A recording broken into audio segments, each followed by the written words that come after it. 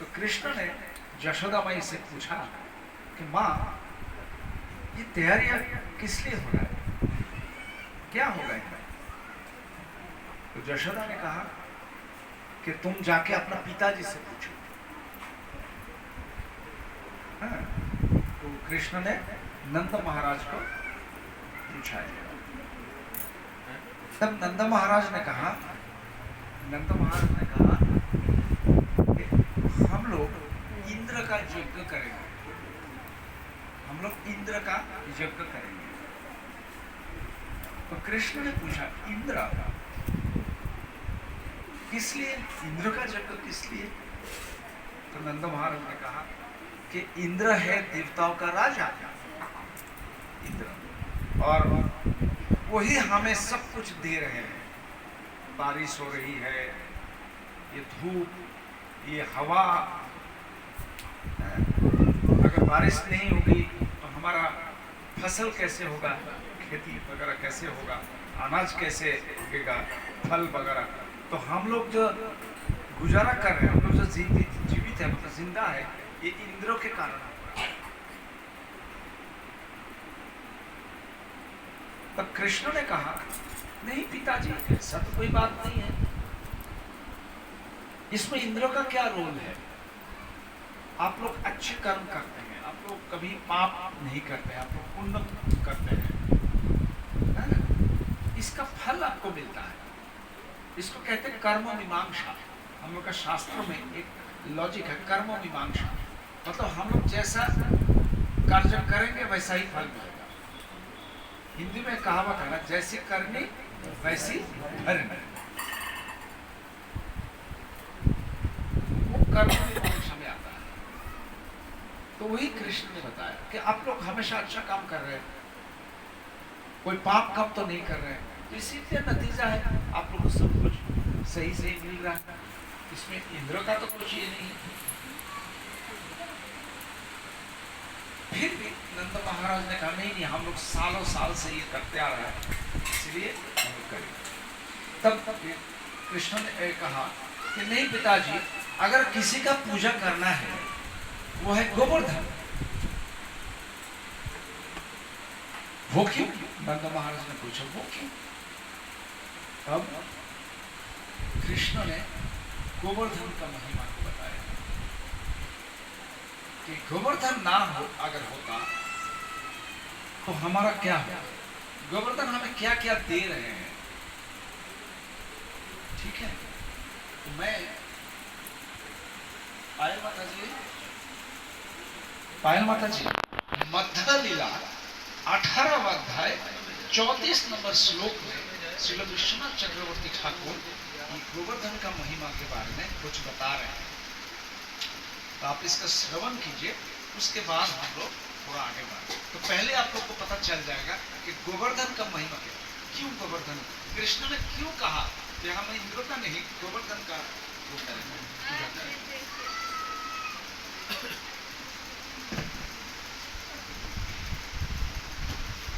हरे कृष्ण। अनुवाद by KC भक्ति वेदांत स्वामी श्रील प्रभुपाद की। सभी भक्तों में यह गोवर्धन पर्वत सर्वश्रेष्ठ है। हे मेरे मित्रों, ये पहाड़ी कृष्ण और बलराम के साथ साथ उनके बछड़ों, गायों और चरवाहे मित्रों को सभी प्रकार की आवश्यकताएं प्रदान करती हैं। पीने के लिए पानी, बहुत नरम घास, गुफाएं, फल, फूल और सब्जियां। इस प्रकार ये पहाड़ी भगवान को सम्मान प्रदान करती है। कृष्ण और बलराम के चरण कमलों का स्पर्श पाकर गोवर्धन पर्वत बहुत प्रसन्न दिखाई देता है। हरे कृष्ण। छोटा सा एक वर्णन है। तो यहाँ क्या वर्णन है कि गोवर्धन जो वृंदावन का या ब्रजवासी का जीवन धारण का एक सहारा है। गोवर्धन, अभी जो आप लोग कौन कौन गोवर्धन जी का दर्शन किया है वृंदावन में, ब्रज में? गोवर्धन जी का दर्शन किसने किसने किया है? किसी ने नहीं किया ना। तो अभी गोवर्धन जितना बड़ा है वो 21 किलोमीटर, जब परिक्रमा करता है ना, परिक्रमा मार्ग 21 किलोमीटर है। लेकिन उस समय जब ये हो रहा था, ये लीला हो रहा था, संगठित हो रहा था, उस समय गोवर्धन और भी ऊंचा और भी लंबा, और उसमें कई गुफाएं थी। अब तक शास्त्रों के अनुसार जैसे रिसर्च हो रहा है तो 12 गुफाओं का वो मिला है, मतलब ढूंढ के निकाल सका है जो रिसर्च करते। तो शास्त्र में वर्णन है, जैसे श्रीमद् भागवत में थोड़ा है, गोपाल चंपू में है और इसी में भी है आगे, कि उसका जो गुफा वो ठंडा में गर्मी और गर्मी के दिन में शीतलता प्रदान करता है। ये एयर कंडीशन जैसा मान है ना। तो उसमें कृष्ण बलराम और उनके सखाओं वो लोग जाके आराम करते हैं, क्योंकि वो लोग सब गौ माता फिर बैल वगैरह वो लेके जाते थे ना चढ़ाने के लिए, तो दिन भर इधर उधर घूमते थे। तो वहाँ गुफा में जाके वो लोग विश्राम करते थे, फिर वहाँ बैठ के भोजन करते थे, आपस में खेल कूद भी करते हैं, हंसी मजाक करते हैं। फिर राधा और कृष्ण भी वहाँ कुछ लीलाएं की हैं। तो यहाँ क्या बताया, वहाँ ठंडी ठंडी झरना है, पानी पीने का पानी, नरम नरम घास, और वो घास खा के क्या हुआ, जो गोकुल का जो गौ माताएं वो और भी ज्यादा दूध देती थी, और उत्कृष्ट दूध, क्योंकि घास का क्वालिटी के ऊपर दूध का क्वालिटी डिपेंड करता है ना,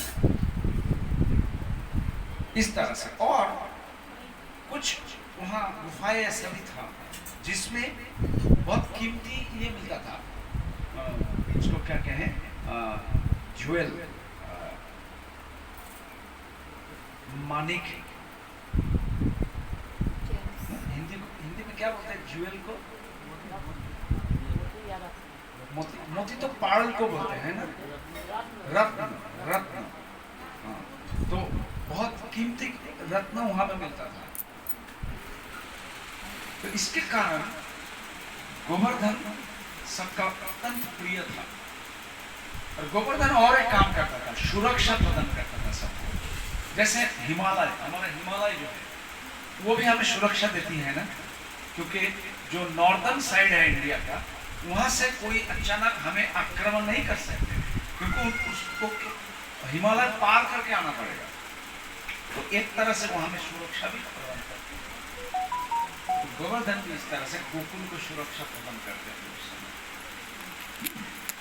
तो इसीलिए कृष्ण ने कहा कि नहीं, हमें तो अगर किसी का पूजा करना है तो वो गोवर्धन जी का करना है, ठीक है। इस तरह से नंद महाराज और कृष्ण में लंबी बात,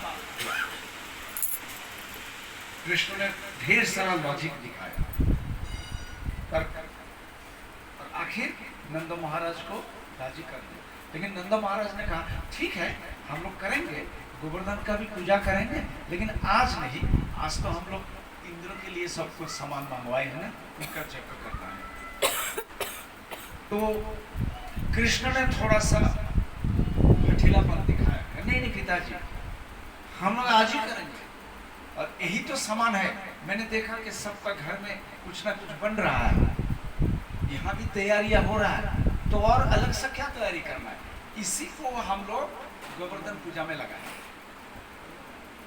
ऐसा करते करते नंद महाराज को उन्होंने राजी कर लिया। फिर नंद महाराज सबको बुलाया कि चलो चलो, कृष्ण क्या कह रहे हैं सुनो, क्या आज हम लोग गोवर्धन जी का पूजा करेंगे। तो नंद महाराज तो राजा थे ना, महाराज नंद, तो उनका कहना सबको मानना था। तो उनका बड़े भाई उपानंद भी वहाँ थे, सब ने राजी हो गया कि ठीक है हम लोग करेंगे। तो कृष्ण ने घर घर में जाके सबको वो कर दिया न्योता कि आज गोवर्धन जी का पूजा होगा, अब सब आइए, सब आइए। फिर जब वो समय आया तो कृष्ण ने वहाँ गोवर्धन जी के पास एक बड़ा सा पत्थर था, उसमें कृष्ण बैठ गए।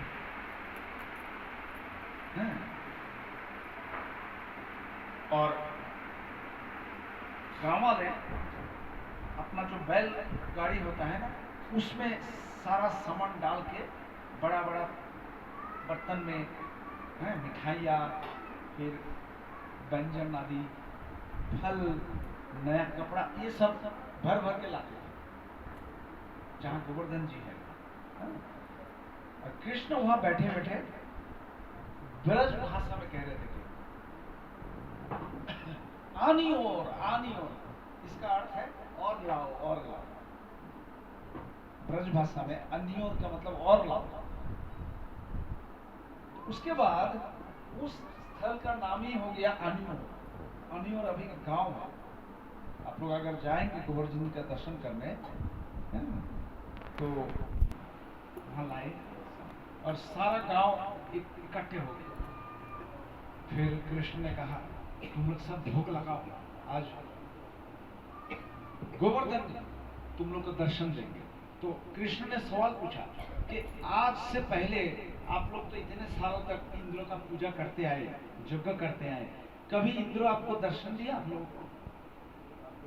समझना नहीं, हम तो कभी इंद्र का दर्शन नहीं मिला, नहीं पाया। तो कृष्ण ने कहा तो इंद्र कैसा देवता है? आप लोग इतना मेहनत करते हैं, इतना भक्ति करते हैं, मतलब उनको सेवा करते हैं, और उन्होंने आज तक दर्शन ही नहीं दिया। आज देखिए गोवर्धन जी आप लोग को दर्शन देंगे। फिर गोवर्धन के सामने वहां सब भोग एकदम पहाड़ जैसा सब सजा दिया। तो आज गोवर्धन पूजा के बाद जो भोग लगाते हैं हम लोग, उसको क्या कहते हैं?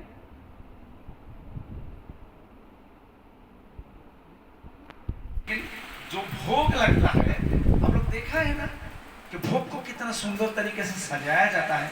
उसमें आंखें होता है, नाक होता है, होंठ होता है, कान होता है, सब सब्जी से बनता है, फल से बनता है। वो उसको कहते हैं अन्नकूट। कूट में मतलब पहाड़, अन्न राइस, तो भोगों का पहाड़ तो वैसा ही बन गया ऊंचा सब। फिर वहां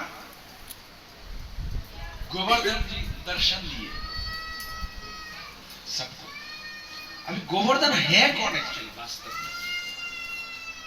तो शास्त्र में दोनों बातें लिखा है। जैसे कहीं लिखा है कि गोवर्धन कोई और नहीं है, स्वयं कृष्ण है गोवर्धन।